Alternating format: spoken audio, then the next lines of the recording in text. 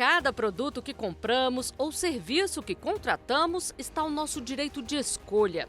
E podemos exercê-lo livremente, porque existe a concorrência. A concorrência é importante como um valor a ser defendido pelo seguinte, porque é essa concorrência que faz com que as empresas estejam sempre tentando disputar um cliente, um consumidor. Economias que têm ambiente concorrencial saudável têm mais inovação, tem mais bem-estar do consumidor, tem maior briga por preços, então você acaba tendo os bens mais acessíveis. A livre concorrência está prevista na Constituição Federal e vale para empresas públicas e privadas. No Brasil, é defendida e estimulada pelo Conselho Administrativo de Defesa Econômica, o CAD. Muito importante a gente entender qual é o papel que o CAD desempenha para a sociedade brasileira, né? Acho que esse papel de tentar mostrar as nossas funções, mostrar as nossas competências e a importância dessa instituição é um papel muito relevante. A sociedade precisa conhecer ainda mais o CAD, né? O CAD tem uma característica interessante que é a gente sempre olha para o passado com muito orgulho e a partir do que foi feito no passado a gente tentar construir o nosso futuro, né? O debate sobre o CAD começa lá em 1945, né, e quando tenta se estruturar, primeiramente o CAD em 1946 já que foi uma primeira tentativa, né, de estruturação de uma legislação antitruste. Esse decreto-lei, que era o decreto-lei 7666, ele foi revogado e posteriormente, né, você teve todo o esforço do Agamenon Magalhães para tentar estruturar a primeira lei antitruste e depois o filho dele, né, que também era deputado, ele busca resgatar essa legislação antitruste que em 1962, com o debate de Jânio Quadros, de João Goulart, né, a lei acaba acontecendo, só que nesse primeiro momento, né, o que nós tínhamos? Nós tínhamos um intervencionismo no Estado muito grande na economia, né? Ao mesmo tempo que foi criado o CAD, também foi criada a SUNAB. Nos anos 90, você tem uma abertura da economia, e aí começa a ter importação, você passa a ter, né, uma competição efetiva, o governo deixa de regular preços, né? Até então você tinha a CIP, que a Câmara Interministerial de Preços, que as empresas sentavam com o governo para negociar qual seria o valor, né, de venda dos produtos, etc. Quando tudo isso deixa de existir, você passa a precisar de uma autoridade que regule a livre competição no mercado. Você quer que as empresas compitam livremente, você quer que o mercado funcione, né, de uma forma acirrada, mas você precisa ter alguém que garanta que essa competição, essa livre iniciativa vai ser balizada por alguns critérios, né, critérios da livre concorrência. E nesse contexto é que fica muito importante a criação do CAD em 94 como uma autarquia, tornando o CAD uma autoridade independente. Foi apenas com a Lei 8884 de 1994 que o Sistema de Defesa da Concorrência ganhou independência, o CAD se tornou uma autarquia vinculada ao Ministério da Justiça e com essa independência e com a liberalização da economia, a defesa da concorrência pode ser implementada na prática. Essa mudança de status do CAD para uma autarquia especial e a introdução da competência do CAD em atos de concentração, né, em fusões e aquisições, deu maior visibilidade ao CAD, ampliou o escopo de atuação do CAD e, naturalmente, houve um maior número de casos. Isso coincidiu com dois movimentos mais amplos da sociedade que explicam a importância relativa do CAD maior. O primeiro deles foi a estabilização de preços promovida no âmbito do Plano Real, né? Essa estabilização de preços permitiu que houvesse mais noção de preço relativo e, consequentemente, pudesse identificar aquilo que é um movimento normal de preço e aquilo que é um abuso de posição dominante. Um outro movimento importante foi a maior abertura da economia e a desestatização, que também ampliou a participação do setor privado em segmentos que eram inteiramente controlados pelo Estado.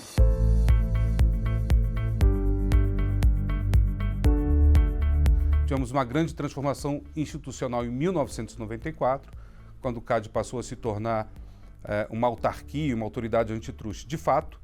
Depois uma grande outra alteração em 2011 com a edição da Lei 12.529. O interessante da Lei 12.529 é que ela incorporou para o nosso ordenamento institucional as melhores práticas internacionais em termos de política antitruste. Muito da nova lei foi baseado em recomendações feitas pela OCDE quando da avaliação da política concorrencial no Brasil.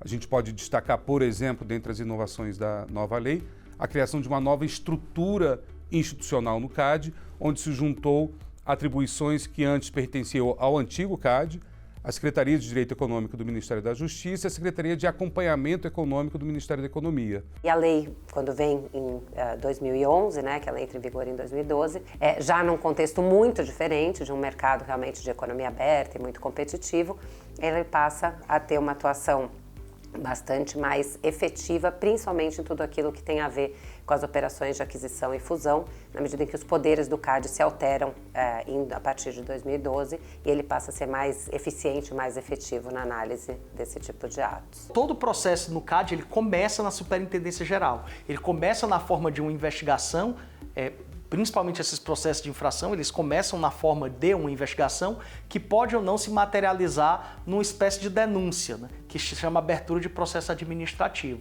A superintendência abre o processo administrativo, a parte se defende desse processo administrativo, a superintendência, nesse processo, ela pode produzir provas, ela pode contraditar, e no final o superintendente geral ele emite uma opinião se ele continua achando que há algum problema ou se ele acha que é um caso de se arquivar. Nos dois casos, esse processo vai subir para que o tribunal reafirme ou modifique a decisão do superintendente geral. Então existe um sistema dual e uma separação entre as atividades de instrução e julgamento que estão dentro do CAD. Então é um órgão, mas com uma dupla função.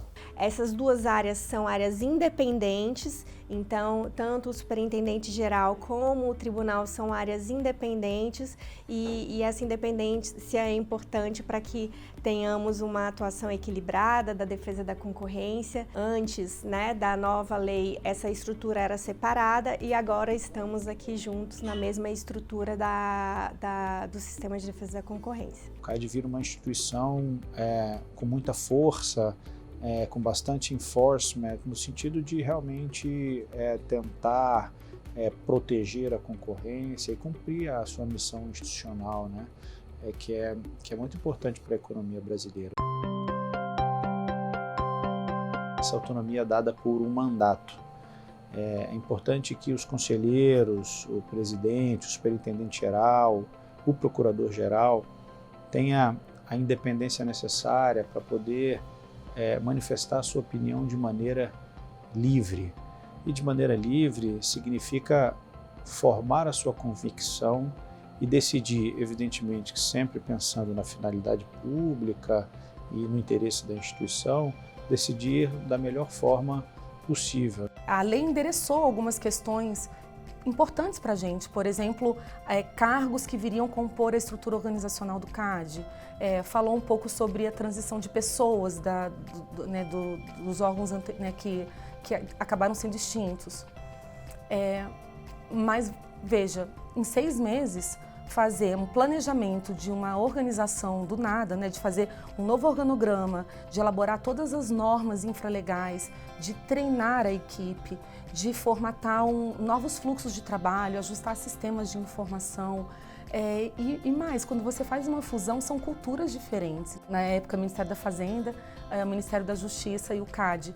Então, foi um trabalho com desafios nos pilares de pessoas, TI, infraestrutura, normas. Foi bastante divertido. A lei de 2011, a principal inovação que ela trouxe foi o controle prévio de atos de concentração. Existiram várias outras, mas essa a principal. O CAD, uma das principais funções dele é analisar fusões e aquisições entre empresas, e na lei de 94, que foi a segunda legislação de defesa da concorrência, ela trouxe uma possibilidade do CAD vetar operações de concentração, a obrigatoriedade de centenas de operações serem notificadas anualmente para que houvesse o controle, mas ela tinha um pequeno problema. ela só começava a olhar a operação depois que ela já estava implementada. Em 2012, o Brasil corrigiu essa deficiência e passou a utilizar esse sistema de análise prévia, que é o que se usa no mundo inteiro. As empresas precisam vir ao CAD e pedir autorização para levar adiante o processo de fusão. A ideia desse eixo de atuação é impedir que haja formação de grupos econômicos que tenham um tamanho suficiente para causar distorções no mercado. Então o CAD pode, diante da análise, aprovar a operação, reprovar a operação ou então aprová-la mediante condicionantes, mediante condições que vão mitigar o problema concorrencial, sempre em benefício do consumidor. Esse é o grande ganho que a economia tem como um todo e que traz, por um lado, previsibilidade e segurança para as empresas. Elas só vão se juntar se elas tiverem certeza, né, que o CAD já terá autorizado. E, por outro lado, o CAD passa a ter um poder de barganha, né, um poder de interferência maior em relação a esses atos de concentração. Porque, como as empresas querem obter autorização o mais rápido possível, elas têm todo o incentivo para ir rapidamente ao CAD, levar as informações, apresentar tudo aquilo que elas precisam. Quando o Departamento de Estudos Econômicos ele se solidifica, esses pareceres começam a ser internos, o CAD começa a ter uma proatividade na realização de análises econômicas, econométricas, estatísticas, e você vê aí uma melhoria da qualidade dos modelos de previsão, porque muitas das coisas que se faz aqui, você precisa ter uma previsão do ponto de vista de efeitos, né? O efeito de um ato de concentração, ele é crucial, né? E a prognose desse efeito é crucial para você ver se vai aprovar ou não. O CAD vem atuar sobre condutas que são consideradas anticompetitivas na medida em que elas prejudicam o mercado. O cartel é um exemplo bastante óbvio, e acho que conhecido por todos nós, e tem uma série de outras condutas que podem ser nocivas. E aí sim é muito importante avaliar o efeito que isso pode ter sobre o mercado. Então, em algumas circunstâncias, a adoção de uma cláusula de exclusividade pode ser prejudicial para o mercado. Em algumas situações, recusar a venda de um produto pode ser prejudicial ao mercado. Em algumas situações, você tratar diferente clientes ou fornecedores, que a gente chama de discriminação de preço, pode ser prejudicial ao mercado. O risco de não se ter um sistema como esse é você ter maiores preços, menor qualidade dos produtos, você ter uma indústria que não é regulamentada do ponto de vista econômico, né? E as empresas poderem conversar entre si, combinar preços e gerar um equilíbrio que seja pior para toda a população. Né, aumentando tanto o preço e diminuindo quantidade, diminuindo qualidade, diminuindo variedade de produtos. Qualquer empresa que cometa um ato que seja considerado ilícito à luz da lei antitruste vai ser investigado e, se encontrado elementos que levem à condenação, vai ser condenado pelo CAD. O que é que o programa de leniência faz? Ele articula a atuação do CAD e, de certa forma, também junto com o Ministério Público, para que entes envolvidos numa infração coletiva, que é o cartel, que também é crime, possam procurar a autoridade, entregar as provas que tem de que participou do ilícito e receber aquilo que se chama de leniência da autoridade, qual seja perdão na esfera criminal, o perdão na esfera administrativa ou, a depender das circunstâncias, uma diminuição da multa esperada. Vários cartéis foram julgados, o cartel das vitaminas, o cartel das britas, o cartel dos gases. Alguns atos de concentração muito impactantes também foram apreciados pelo CAD na época, assim como os inúmeros atos de concentração relativos à companhia Vale do Rio Doce, então chamada Vale do Rio Doce. Houve também a fusão Sadia-Perdigão, entre outros casos muito relevantes que foram apreciados pelo CAD na época. Teve um julgamento muito importante para a história do CAD e para a história do Brasil, que é o julgamento da aquisição da Oi pela TIM, Claro e pela Vivo. Foi um caso que mexe diretamente com o consumidor, porque são usuários de telefonia móvel, né? A Oi, na época, tinha 45 milhões de usuários. Existiu uma discussão em torno deste caso sobre a falência da Oi, e o tribunal do CAD decidiu pela aprovação da fusão. Então, os clientes foram redistribuídos nas 3 empresas. O caso da Ambev foi um caso que gerou muita polêmica, etc, etc. E acho que o CAD teve uma solução engenhosa, né? Porque para ter a operação, você obrigou a que as requerentes, no caso a Brahma e a Antártica, vendessem um pacote de ativos que permitiria a entrada de um terceiro. Um outro caso de destaque também foi o caso do cartel envolvendo o metrô, contratos de metrô, né, para material rodante, que também foi condenado com multas com mais de 500 milhões de reais. Foram contratações realizadas em vários estados, em São Paulo e em outros estados da federação, em que várias empresas foram condenadas por terem, então, combinado previamente o resultado de licitações para esses trens e metrôs. Os números do CAD são impressionantes. A gente tem uma média aí em termos de valor de fusão e aquisição, né, por mês, a gente analisa por volta de 80 a 100 bilhões de reais, o que significa um valor expressivo comparado com o PIB nacional. O CAD movimenta o PIB do Brasil, assim, as grandes fusões, as grandes aquisições, e mesmo os processos de cartel envolvem empresas de porte muito alto. Assim. Então, o melhor remédio para a corrupção é a luz do sol. Quando você tem transparência na atuação, quando você tem a transmissão, por exemplo, das sessões de julgamento, quando você tem os documentos disponíveis no SEI em tempo real para qualquer cidadão poder consultar como é que está o andamento dos processos no CAD, você tem a prevalência do interesse público e você tem também uma possibilidade de um controle social da atuação do CAD.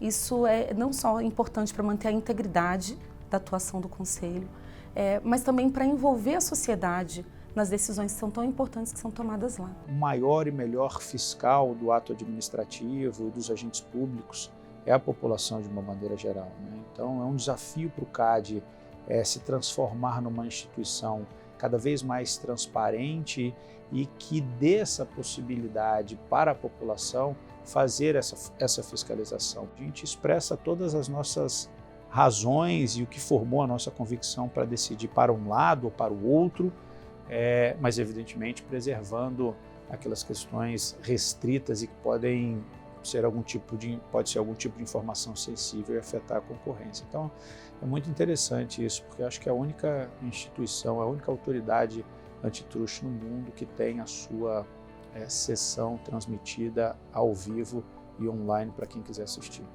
Para que essa atividade regulatória ou de defesa da concorrência possa ser exercida bem, ela também está sujeita a alguns critérios de uma transparência, daí as audiências públicas que se fazem nas agências, no CAD, um debate amplo, esclarecido, e também um contraditório e uma ampla defesa, né? Ou seja, a observância também no processo administrativo, sancionador, né?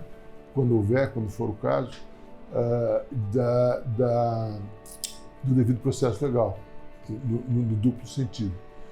Se observados esses critérios, o Poder Judiciário, então, terá, obviamente, sempre poderá fazer o controle jurisdicional da legalidade do ato, mas a possibilidade de reforma será muito reduzida, já que a tendência, sobretudo hoje, como já se tem visto na jurisprudência do STJ, é de prestar uma deferência grande à especificidade, à capacidade institucional e técnica desses órgãos, né, de regulação ou de defesa da concorrência.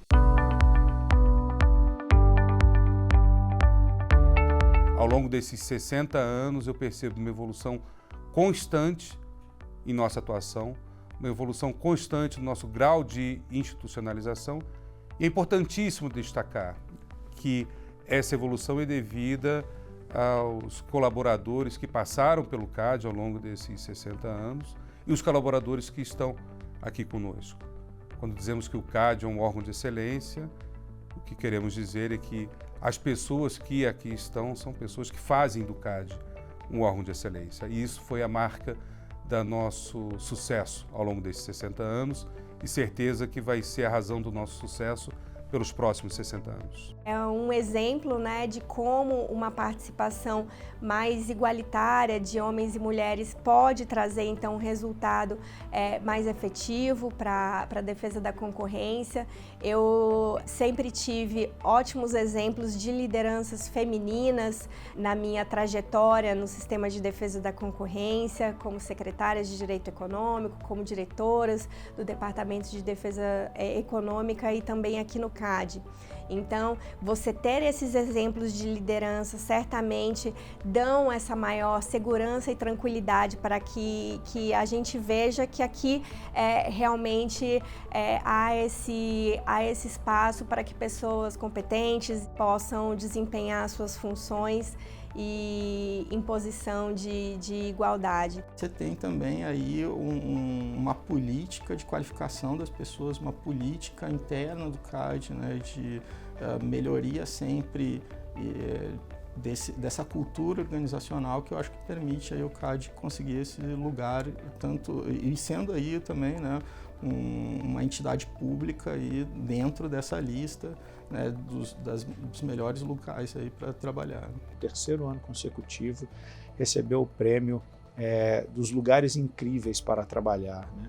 Está entre os 100 melhores lugares para trabalhar no Brasil e é a única instituição pública, né? Isso é reconhecido nacionalmente e internacionalmente por tudo que o CAD vem fazendo nos últimos anos. Para o CAD ser reconhecido em nível global e ganhar tantos prêmios na área fim dele, na área técnica, ele teve que adquirir uma compreensão de que tinha que ter um quadro de servidores muito bem formados. Por causa disso, e porque ele também é muito novo, ele teve a oportunidade de construir um modelo de administração sem muitas das amarras negativas que existiam no serviço público brasileiro. A atuação do CAD, ela se mostrou muito importante no período da pandemia para prevenir e para evitar prejuízos maiores à sociedade. Então, foi um momento em que tivemos um grande choque de demanda, então tivemos períodos de falta de produtos e serviços, um grande impacto em preços e a autoridade de concorrência ela se manteve observando e também atuando quando necessário de como lidar com choques de oferta e demanda em momentos de crise. Então, eu avalio como tendo sido muito positivo a atuação positiva, a atuação da autoridade nesse momento de tão grande desafio para o nosso país e para o mundo, na verdade, né?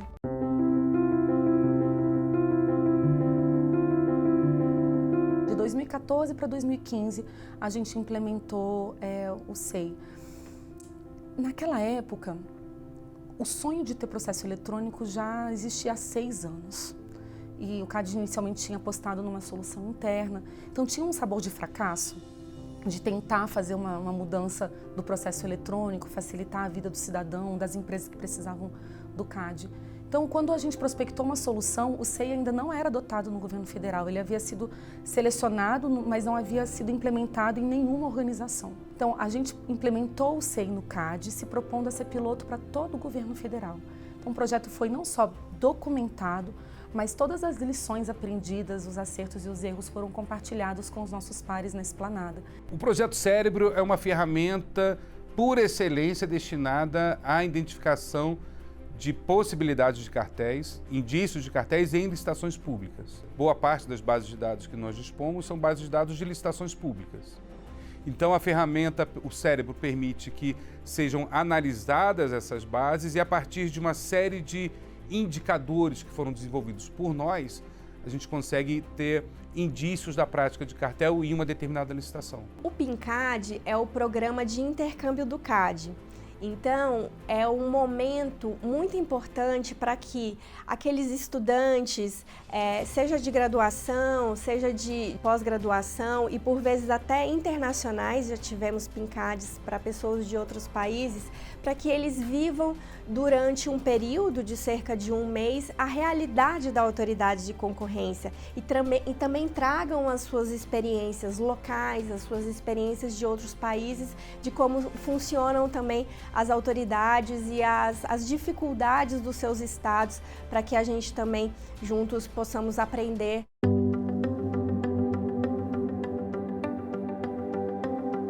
O Brasil vem muito alinhado com a melhor prática internacional da aplicação da Lei de Defesa da Concorrência. O CAD tem olhado muito para as experiências internacionais, tentado aproveitar o que é aplicável aqui, não é simplesmente copiar o que se faz em outros países e trazer para cá. A gente tem uma economia com características próprias, mas muito da experiência internacional, de fato, tem sido aproveitada e o CAD tem tido a preocupação de se alinhar com as melhores práticas internacionais. O Brasil hoje é reconhecido como um país que tem uma legislação e uma autoridade de defesa da concorrência ativa e está em linha com seus pares da OCDE em qualidade, em entrega de jurisdição, e é um produto muito bonito que foi gerado por gerações de autoridades, estudiosos, acadêmicos e profissionais do direito que lutaram muito para trazer o Brasil até onde a gente está hoje. Em 2019, o Brasil, representado pelo CAD, foi aceito como membro permanente associado do Comitê de Concorrência da OCDE, que é um dos maiores, se não o maior, dos comitês da OCDE. E nesse comitê, o Brasil está em pé de igualdade com os países do primeiro mundo. Nós sentamos para discutir políticas de defesa da concorrência com direito a voto, e isso é um ganho, uma conquista institucional enorme para o Brasil. É um acontecimento que nos dá, no CAD, muito orgulho. E o CAD hoje ajuda a construir as boas práticas e compartilhar isso com os países em desenvolvimento. Então, realmente a cooperação internacional tem sido fundamental para a evolução do CAD e o investimento nos servidores públicos para terem condição de debater nessa arena, condição de contribuir, de fazer produção acadêmica, de discutir os temas do momento em pé de igualdade com os outros países, é algo que foi prioridade e por isso começou a surtir efeito.